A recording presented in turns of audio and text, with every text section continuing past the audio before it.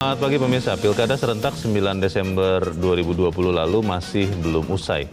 Hingga kini dari 270 daerah yang menggelar Pilkada sudah ada 135 gugatan atau sekitar separuhnya. Pasangan calon yang pada awalnya berikrar siap menang dan siap kalah, ternyata janjinya manis belaka. Yang kalah mengadukan nasibnya ke MK.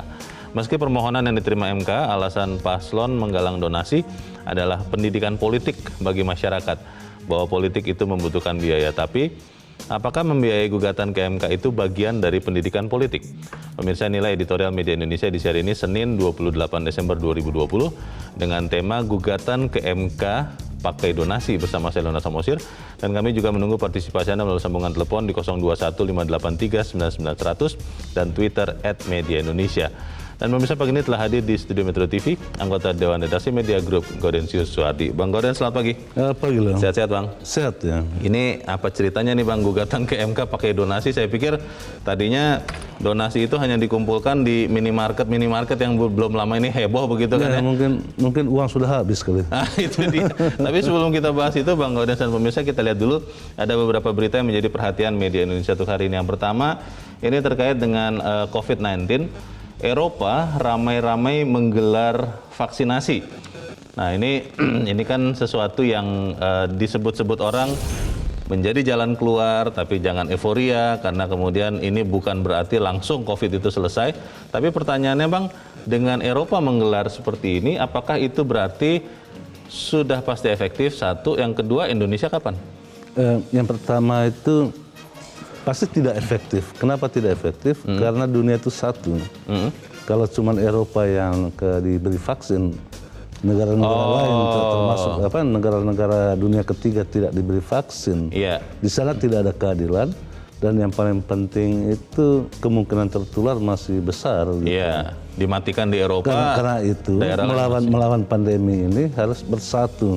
Seluruh negara mestinya bersamaan atau secara serentak memberikan vaksin baru, ada efeknya. Di Indonesia kapan ya Bang? Indonesia katanya sih Januari ya. Januari ya? Berarti minggu depan sudah Januari nih kan? Minggu depan ya, Januari itu kan sampai tanggal 30 ya. Oke. Ya, kita harapkan supaya vaksinasi ini bisa berjalan, karena belum lama saya berbincang Bang, 170 atau 180 juta kan penduduk Indonesia yang harus divaksin dengan wilayah yang sangat tersebar luas. Itu kan tidak mudah juga ya untuk vaksin. Ya, kalau di Eropa itu seluruh warga negaranya divaksin ya. Mudah-mudahan kita juga seperti itu nantinya. Oke, semoga ya setelah ini ya. Kita tinggalkan berita itu pemirsa, kita ke berita selanjutnya. Ini adalah headline di Media Indonesia untuk hari ini. Ini gerak cepat Menteri Baru. Kalau Anda lihat di harian Anda, ada foto besar di atasnya, ada gambar seorang menteri baru yang kelihatannya bekerja. Bagaimana nih Bang Gauden? Ya, memang para menteri baru ini harus memperlihatkan kepemimpinan, terutama di masa-masa krisis pandemi ini ya. Karena problem utama kabinet itu kan problem kepemimpinan. Ada pemimpinnya tapi tidak terasakan kepemimpinannya. Karena itu para menteri baru mestinya bergerak cepat sehingga memberikan stimulus yang bagus buat bangsa dan negara ini. Jangan sampai mereka malah menjadi beban gitu. Gerak cepat itu tapi harus efektif juga kan Bang ya? Jangan hanya bergeraknya saja. Misalnya Menteri Pariwisata ke Bali gitu kan, untuk memastikan bahwa protokol kesehatan itu berjalan di sana. Dan ternyata diberlakukan kan? Ya, diberlakukan. Sebelum dia dilantik sudah berlaku sih. Baik. Kita harapkan juga supaya para menteri ini benar-benar kemudian bisa efektif bekerja. Karena kalau lomba lari kan menteri baru ini tinggal punya waktu 4 tahun kan. Sementara tapi kan tenaganya masih kuat ya? Kuat ya. Harapkan supaya kerja cepatnya efektif. Kita tinggalkan berita itu, kita ke berita selanjutnya. Kali ini dari halaman 2, halaman dalam harian Anda pemirsa. Ini terkait dengan tradisi tahunan sebetulnya Bang Gauden. Tapi untuk tahun ini karena memang masih di tengah pandemi COVID, sejumlah daerah melarang perayaan tahun baru. Nah, pertanyaannya adalah akan efektif tidak? Karena kalau melihat di liburan ini, di masa liburan Natal kemarin, itu kan banyak juga yang berlibur. yang juga sebetulnya dari semua lapisan masyarakat begitu. Bagaimana Bang? Ya bagus-bagus saja sih melarang ya, tetapi yang menjadi keprihatinan kita itu kok bangsa kita ini menjadi bangsa pelarang-larang, apa-apa dilarang. Belum menjadi kesadaran ya, belum menjadi kesadaran bersama bahwa protokol kesehatan itu harus menjadi komitmen setiap anak bangsa ini. Dan karena dilarang, makanya tidak melaksanakan. Nah, mestinya kesadaran itu harus tumbuh dari dalam diri. Dan itu harus menjadi budaya baru. Orang menyebutnya habitus baru ya. Jadi budaya baru, kita tetap mengikuti protokol kesehatan minimal 3M gitu kan. Memakai masker, menjaga jarak, mencuci tangan dengan sabun di air mengalir gitu. Dan menghindari kerumunan ya. Ya. Ya masalahnya Bang, banyak orang mengatakan, COVID katanya. COVID udah nggak ada katanya. Di sekitar kami nggak ada yang sakit, kita semua sehat kok katanya. Begitu Bang. Ya justru itu persoalan utama, karena itu kepala daerah itu kan melarang, bukan melarang ya, tetapi memastikan bahwa pada saatnya itu tidak ada kerumunan.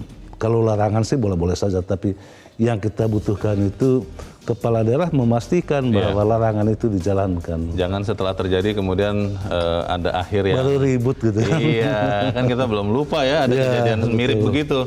Ya sudahlah, jangan suka ribut-ribut. Kita tinggalkan berita itu, kita ke editorial. Hari ini judulnya gugatan ke MK, Mahkamah Konstitusi maksudnya pemirsa, pakai donasi. Ini menarik Bang.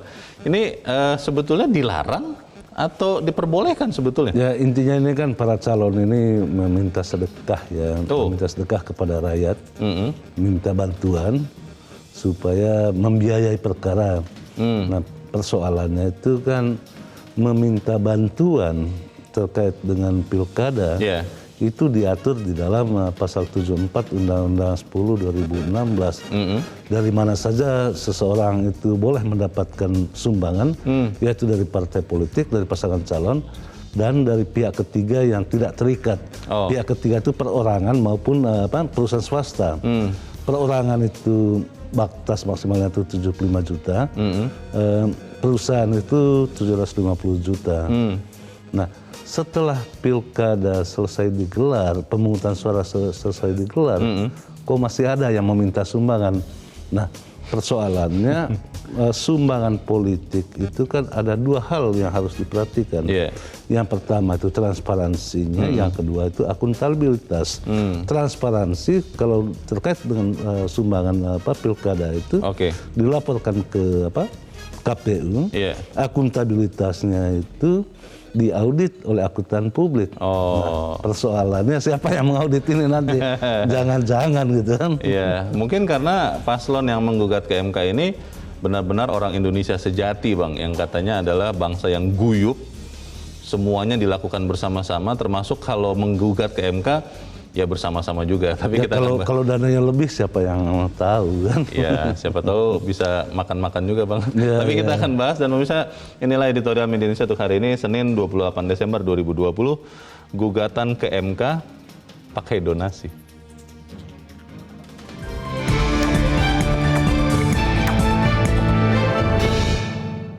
Gugatan ke MK pakai donasi.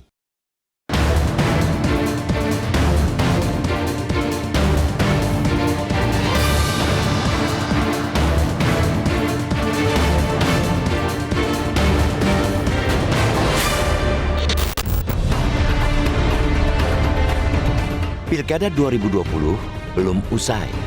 Masih ada perkara perselisihan hasil pemilihan di Mahkamah Konstitusi atau MK. Setengah dari pilkada yang digelar pada 9 Desember bermuara ke MK. Pendaftaran gugatan ke MK mengalir sejak 17 Desember atau sehari setelah Komisi Pemilihan Umum menggelar rapat pleno rekapitulasi hasil pemungutan suara. Sejauh ini, dari 170 daerah yang menggelar pilkada, sudah ada 135 gugatan atau sebanyak 50%. Gugatan ke MK sudah menjadi ritual tetap pilkada. Meski sebelum pesta demokrasi lokal digelar, pasangan calon atau paslon berikrar siap menang dan siap kalah. Ternyata, siap kalah hanya pemanis bibir, sehingga pihak yang kalah mengadu nasib ke MK. Padahal pengalaman selama ini sedikit permohonan yang diterima MK.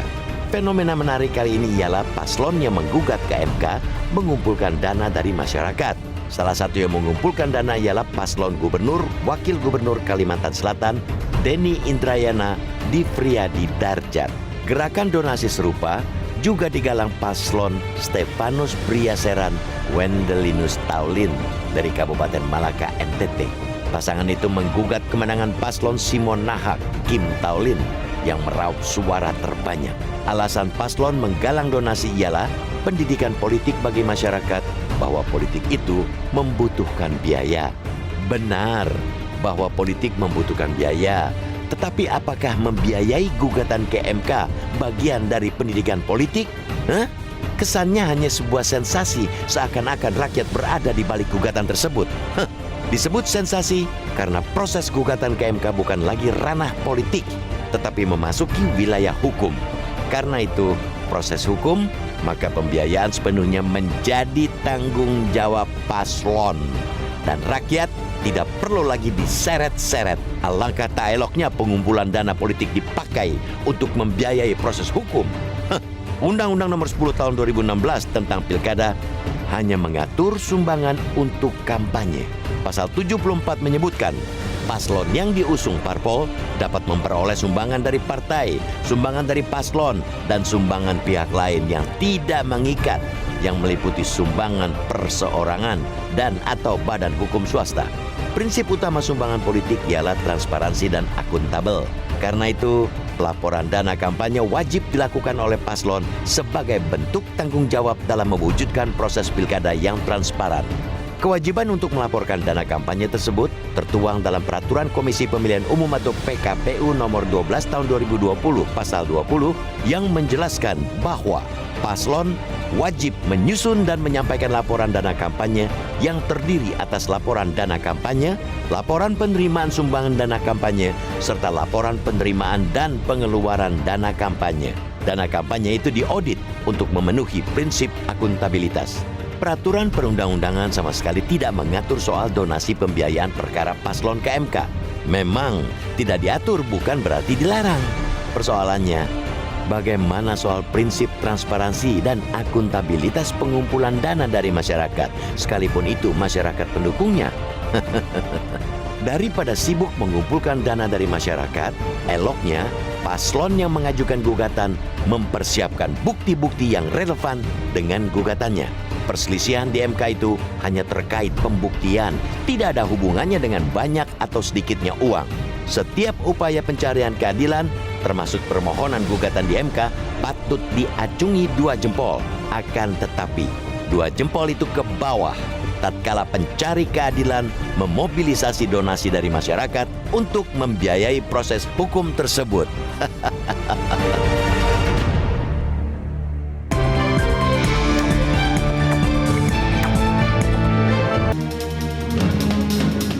Terima kasih pemirsa, Anda masih bersama kami di Editorial Media Indonesia. Bang Goden, sebelum kita berdiskusi Bang, kita coba bertanya dulu kepada anggota Dewan Pembina Perludem yang sudah terhubung lewat saluran telepon, Titi Anggraeni. Mbak Titi, selamat pagi. Selamat pagi Bang Leo, selamat pagi Bang Goden. Selamat pagi. Selamat pagi, terima kasih Mbak Titi sudah diberi waktu. Mbak, pertanyaan kita nih ternyata tadi saya sempat bilang ke Bang Gaudens yang suka mengumpulkan donasi itu ternyata bukan hanya di minimarket pakai kotak begitu ya. Tapi ternyata paslon yang menggugat ke MK itu juga mengumpulkan donasi. Pertanyaannya Mbak, secara hukum ini dilarang atau diperbolehkan Mbak?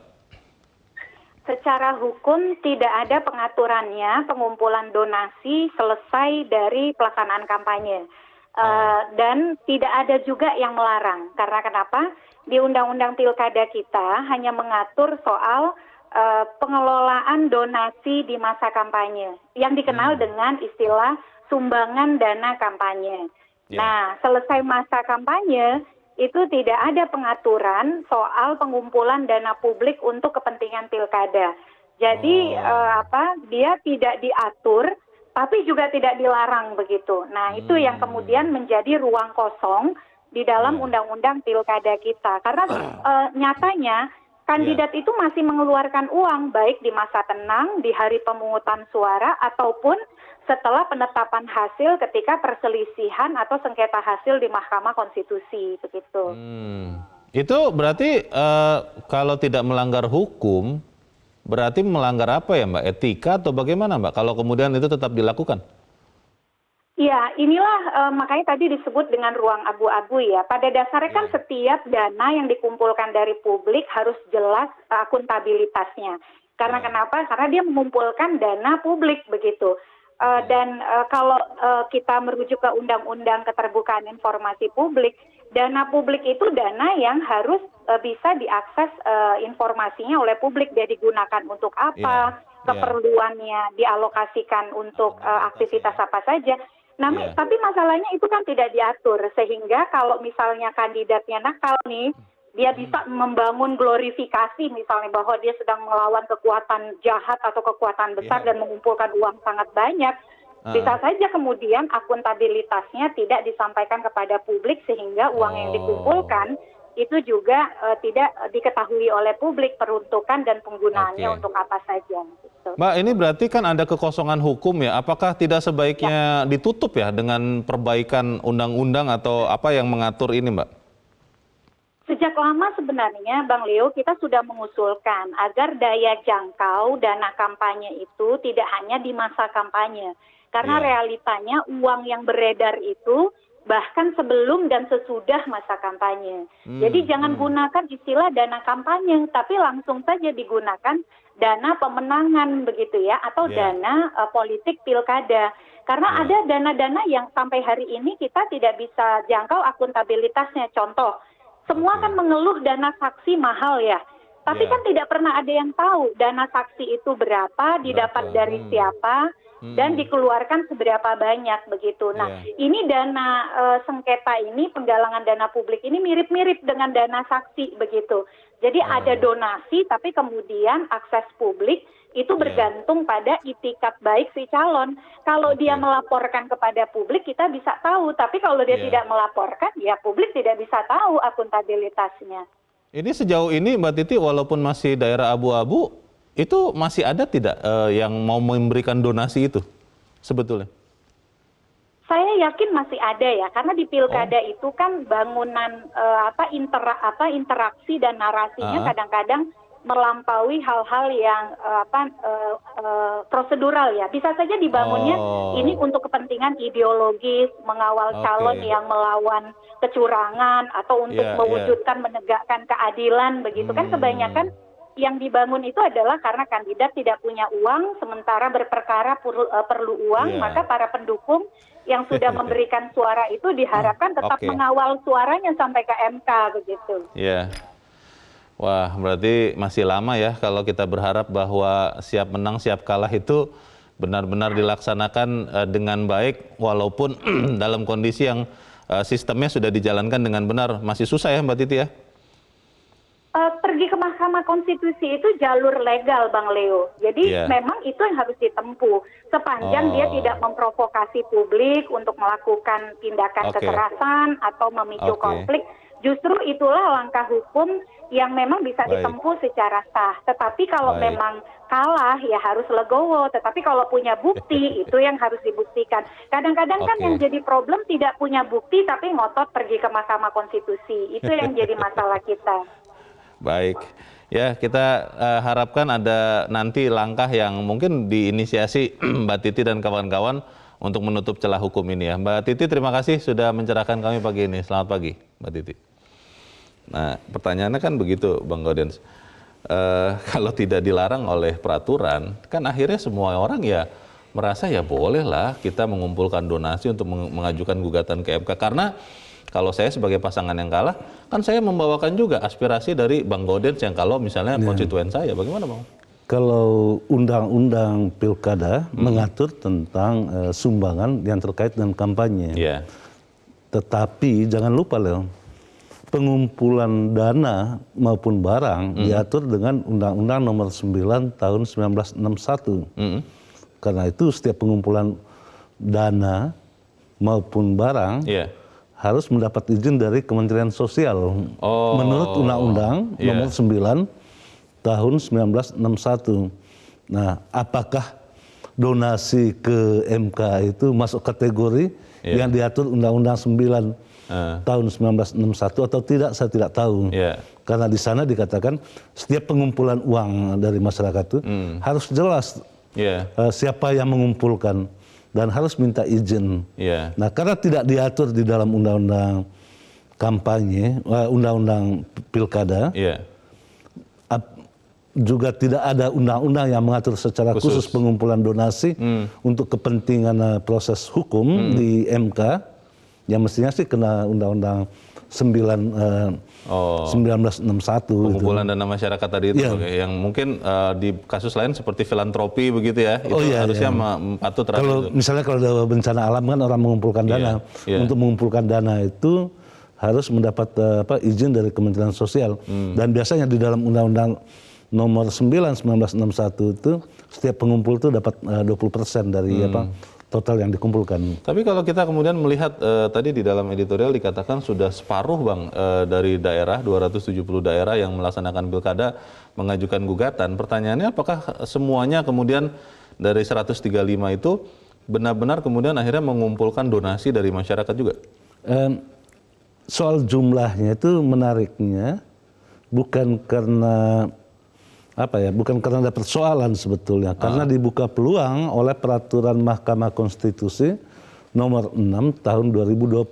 Itu diterbitkan di bulan November ya. Nah, di sana dikatakan bahwa setiap calonnya setiap calon itu boleh mengajukan gugatan ke Mahkamah Konstitusi tanpa memperhitungkan ketentuan pasal 158. 158 itu kan yang boleh mengajukan gugatan itu hanya selisih suara antara 0,5 sampai 2%. Oh, yang tipis begitu ya. Nah, di dalam peraturan Mahkamah Konstitusi nomor 6 tahun 2020, ketentuan selisih suara itu ditetapkan di akhir. Atau dengan kata lain, pertimbangan 158 itu pada putusan, bukan pada bukan di permulaan. Kalau di dalam Pilkada 2017-2018, ketika itu jumlah yang menggugat itu hanya sampai 50 gugatan, karena sudah diseleksi di awal. Oh, karena tadi selisih suara itu tidak boleh semua selisih suara digugat begitu ya? Oke. Itu menurut ketentuan 158 ya. Tetapi oleh MK di dalam peraturan MK nomor 6 tahun 2020 itu ditempatkan di akhir dengan asumsi bahwa penetapan selisih suara oleh KPU itu harus mengikuti ketentuan atau tidak gitu. Itu yang mau diperiksa oleh MK. Pertanyaannya begini Bang, tadi kan saya sudah sempat tanyakan ke Mbak Titi dan kemungkinan juga ternyata masih ada saja orang mungkin pendukung yang kemudian masih tetap mau memberikan donasi untuk menggugat ke MK. Di tengah ketiadaan hukum yang mengaturnya, apa yang bisa dilakukan oleh pemerintah mungkin sebagai penanggung jawab untuk memastikan bahwa donasi itu benar-benar terpakai dengan baik. Tapi Bang Goden tahan dulu karena kita harus jeda, dan pemirsa tetap bersama kami, Editorial Media Indonesia segera kembali.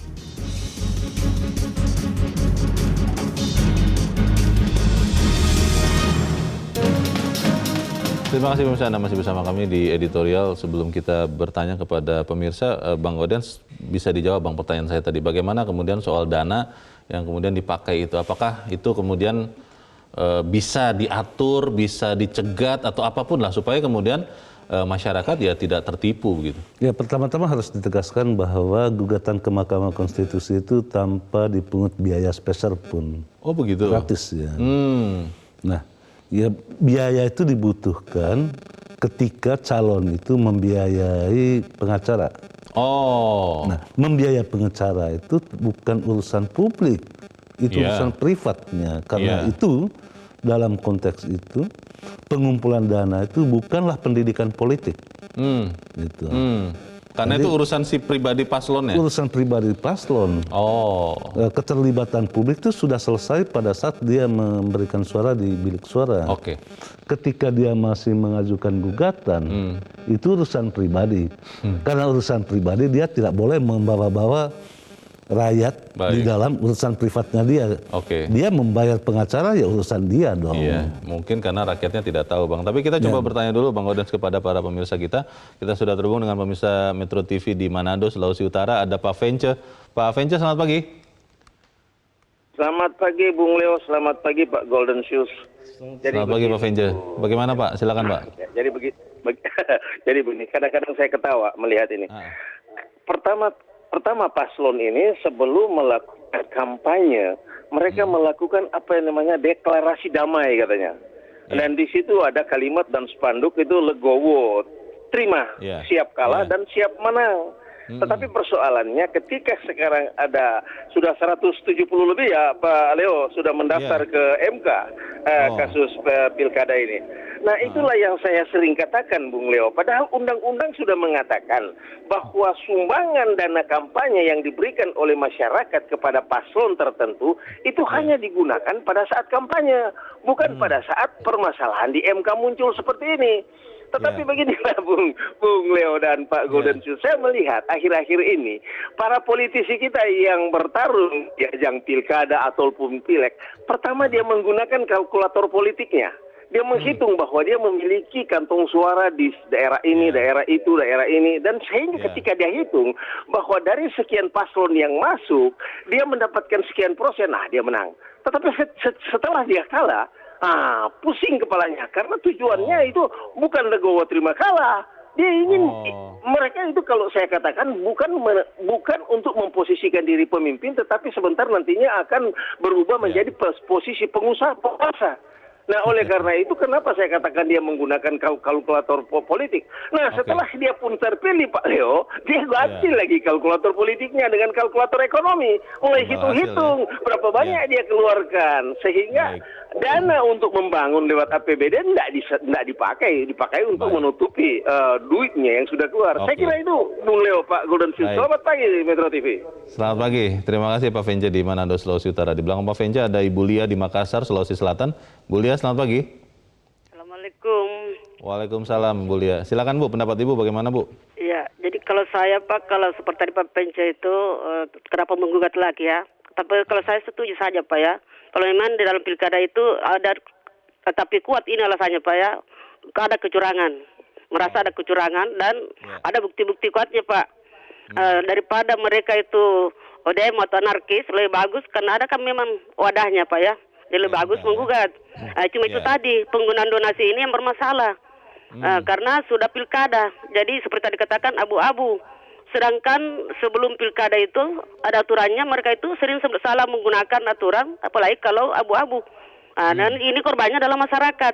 Ini yang kasihan masyarakat ini, diperbodoh dan sebagainya. Dan masyarakat itu jelas, begitu ikhlas, bukan ikhlas lagi Pak ya, soalnya dia mengharap. Ya, jadi dia rela mengeluarkan dana, tapi ada harapannya. Nah ini ya, jadi di antara yang ikhlas itu mungkin sedikit perbandingannya daripada yang mengharapkan. Jadi memberikan donasi tapi ada harapannya. Dan inilah yang dimingi-mingi biar rasa yang kalah. Masih mengharap ada kemenangan dan menjanjikan kalau saya menang maka kamu akan ini dan sebagainya. Jadi masyarakat ini kan ini yang masyarakat ini yang saya kasihan diperbodoh, sudah rugi 2 kali dan sebagainya. Jadi memang harus ada aturannya juga Pak ya. Ada aturan sebelum pilkada dan ada juga aturan sesudah supaya masyarakat terhindar dari orang-orang yang tidak bertanggung jawab. Itu barangkali, makasih. Baik, terima kasih Bu Lia di Makassar, Sulawesi Selatan. Di belakang Bu Lia ada Pak Ihwan di Jember, Jawa Timur. Pak Ihwan, selamat pagi. Selamat pagi Bang Leo, selamat pagi Bang Golden Shoes. Selamat pagi, silakan Pak Ihwan. Di era mempanglimakan politik sekarang ini, maka yang muncul adalah power, kekuasaan, itu yang menjadi orientasi pokoknya. Maka muncullah apa yang dinamakan materi, uang, status, fasilitas. Nah, kalau itu yang terjadi, maka donasi pikiran mereka, karena mereka menjadi calon itu saja sudah harus menyiapkan minimal 21,6 miliar. Nah, pada waktu kampanye mereka sudah mengeluarkan sendiri. Jadi kalau kemudian sekarang ada kekosongan hukum dari KPU yang menyangkut itu, nah mana mungkin yang namanya gratifikasi itu transparansi dan accountable? Gak mungkin. Itu kan banyak korupsi, buyutnya korupsi.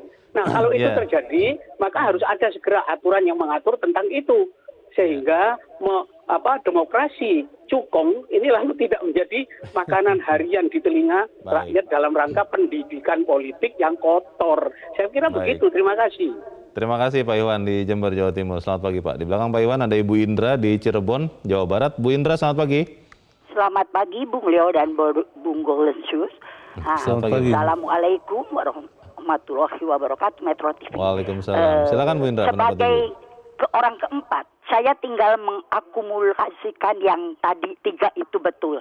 Tapi Bung Leo, ini semua itu karena si calon ini memang bukan bermental sportif, tapi calo. Kalau Bung Leo mengatakan supaya rakyat jangan tertipu, sekarang nggak bisa. Dari awal saja sudah tertipu. Mencari donasi yang oleh Metro TV juga pernah diangkat itu dalam editorial cari cukong yang tadi dikatakan. Nah, kalau kalah mereka tidak akan legowo.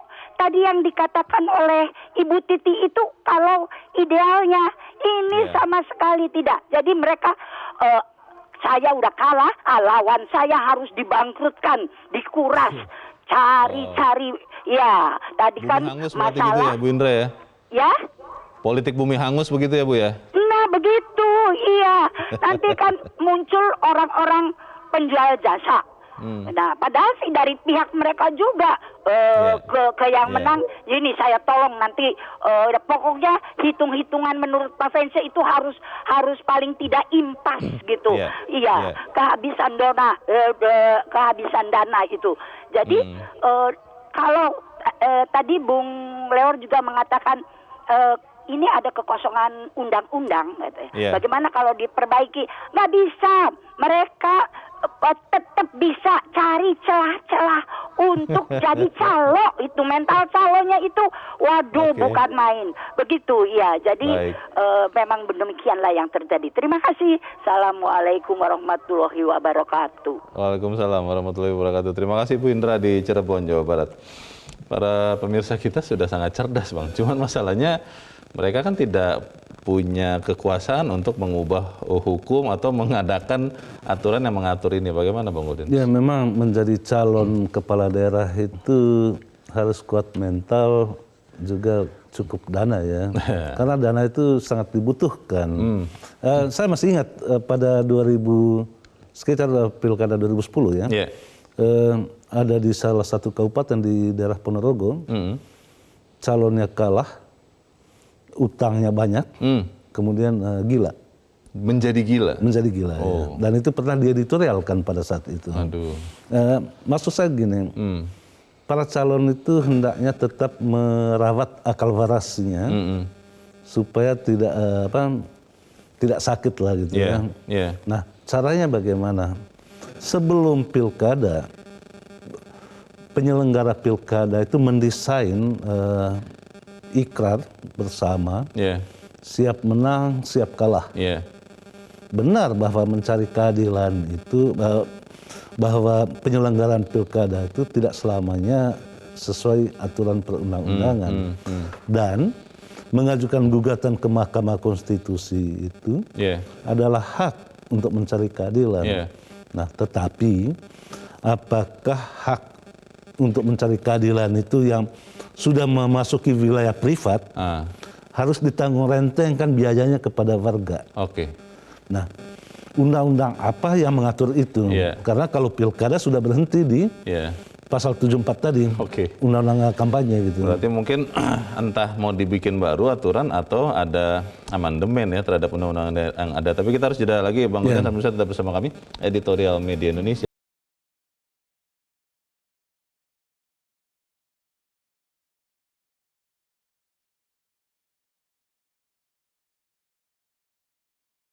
Kami kita di bagian akhir dari diskusi kita pagi ini, Bang Gaudens, harapannya kan kita berbicara ini ada masukan yang konkret ya.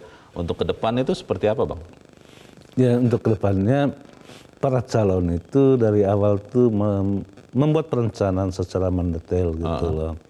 Jangan membuat perencanaan hanya sampai menang gitu. Sampai hasil diumumkan? Ya, proses final pilkada itu bukan pada saat di bilik suara itu, bukan pada rapat pleno. Finalnya tetap di Mahkamah Konstitusi. Karena kalau mengajukan gugatan? Kalau mengajukan gugatan. Sepertinya mereka yang kekurangan dana sekarang itu tidak memperhitungkan bahwa pilkada itu sampai ke Mahkamah Konstitusi atau percaya diri, terlalu percaya diri, seakan-akan menang gitu loh. Ternyata rakyat udah nggak percaya lagi. Tapi Bang, dari sisi undang-undangnya atau sisi peraturan perundang-undangan, ini kan ada celah yang tadi Mbak Titi, para pemirsa juga mengatakan, ya ini harus segera ditutup lah, karena jangan sampai di 2024 nanti ada pilkada lagi, hal yang sama terjadi lagi, Bang. Ya kalau saya sih tidak terlalu sependapat ya. Mengapa demikian? Karena tidak ada kaitan dengan politik. Proses di Mahkamah Konstitusi itu ada proses hukum. Oke. Sementara yang dikumpulkan dari masyarakat di kampanye itu adalah dana politik. Jadi salah kalau mengatakan bahwa mengumpulkan donasi dari masyarakat itu bagian dari pendidikan politik. Sama sekali bukan. Pendidikan politik itu sudah selesai. Kita memasuki proses hukum. Nah, ketika memasuki proses hukum, itu bagian dari tanggung jawab pribadi si calon dengan partai pendukungnya lah. Itu kan idealnya, Bang. Tapi kan faktanya sekarang kita melihat bahwa hal yang kita sama-sama tahu itu, tapi mungkin masyarakat banyak yang tidak tahu, tetap dijalankan juga, bahwa ketika menggugat ke MK, tetap mengumpulkan uang juga, karena itu tidak dilarang atau tidak diatur di dalam undang-undang. Bagaimana? Ya, ada undang-undang yang mengatur tentang pengumpulan dana yang saya sebut tadi, Undang-Undang Nomor 9 tahun 1961. Tetapi memang di sana itu disebutkan bahwa untuk tujuan tertentu ya. Tidak ada tujuan yang untuk ke MK itu tidak disebut di sana itu. Jadi masih harus dieksaminasi, itu bisa berlaku apa tidak undang-undang itu kan? Biasanya sih yang diatur di dalam Undang-Undang 961 itu seperti pengumpulan dana untuk fakir miskin. Ada bencana begitu kan. Dan yang minta donasi itu kan pada umumnya yatim piatu yayasan yatim piatu yang minta dana. Ada kotak amal di supermarket misalnya. Ya kira-kira seperti itulah. Nah, pertanyaannya apakah ini jadi sama begitu Bang, dengan seperti itu masih bisa berlaku juga? Ya, bahwa mengumpulkan dana dari masyarakat itu dibolehkan sepanjang memenuhi Undang-Undang Nomor 9 tahun 1961. Persoalan sekarang ini kan tidak ada undang-undang yang mengatur meminta dana masyarakat untuk ke Mahkamah Konstitusi. Nah, pertanyaannya, apakah itu harus diatur di dalam Undang-Undang Pemilu? Undang-Undang Pemilu itu mestinya berhenti pada proses politiknya. Proses hukumnya tidak bisa diatur lagi di Undang-Undang Pemilu gitu. Tapi berarti selamanya nanti kalau ada orang-orang yang yang dilarang mestinya. Ya itu dia. Dilarangnya di dalam apa berarti di Bang? Yang menggunakan Undang-Undang 1961. Ya, karena itu pengumpulan dana dari masyarakat kan. Yang bisa melakukan itu siapa? Yang bisa menggunakan undang-undang itu?